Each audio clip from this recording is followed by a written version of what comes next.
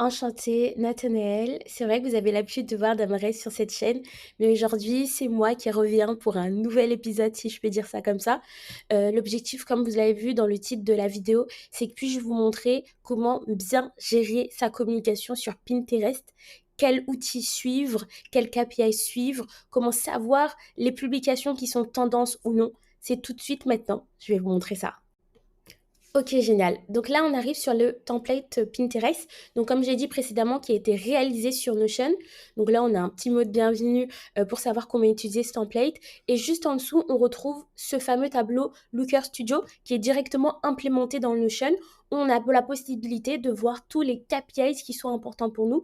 Donc plus besoin de se connecter sur Pinterest. Depuis du coup l'outil Notion, on a toutes les informations qui viennent directement à nous. Donc on peut voir les performances avec les impressions, l'engagement, les saves, le profil, le nombre de followers, de following, etc. Juste en dessous, on a le coût des engagements, etc. dans le temps. Et juste en dessous, on a les taux de performance. Donc, est-ce qu'on est bon, moyen bon, qu'est-ce qu'il faut améliorer ou non. Ce qui est hyper sympa, c'est que là, on a l'organique. Si vous faites de la publicité sur Pinterest, c'est quelque chose qui peut également être hyper intéressant.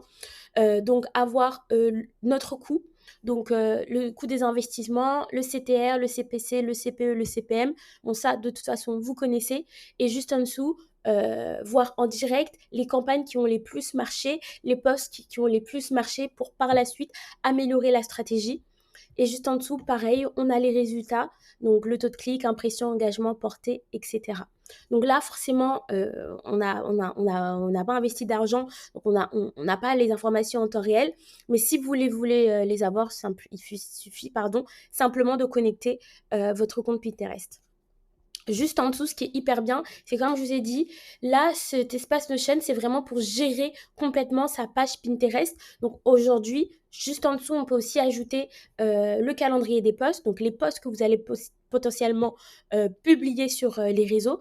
Et en plus, ce qui est hyper sympa, c'est que vous pouvez ajouter des catégories pour, si vous avez une stratégie spécifique, ça va vous permettre réellement de suivre ces données.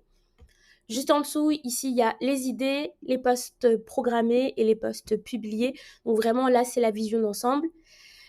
Si on remonte au tout début, je ne vous ai pas montré ça, mais c'était la barre latérale où on a la possibilité d'entrer dans des pages. Donc là, par exemple, sur l'identité visuelle, l'objectif, c'est de ici ajouter toutes les ressources possibles. Donc, on est vraiment dans cette logique de centralisation.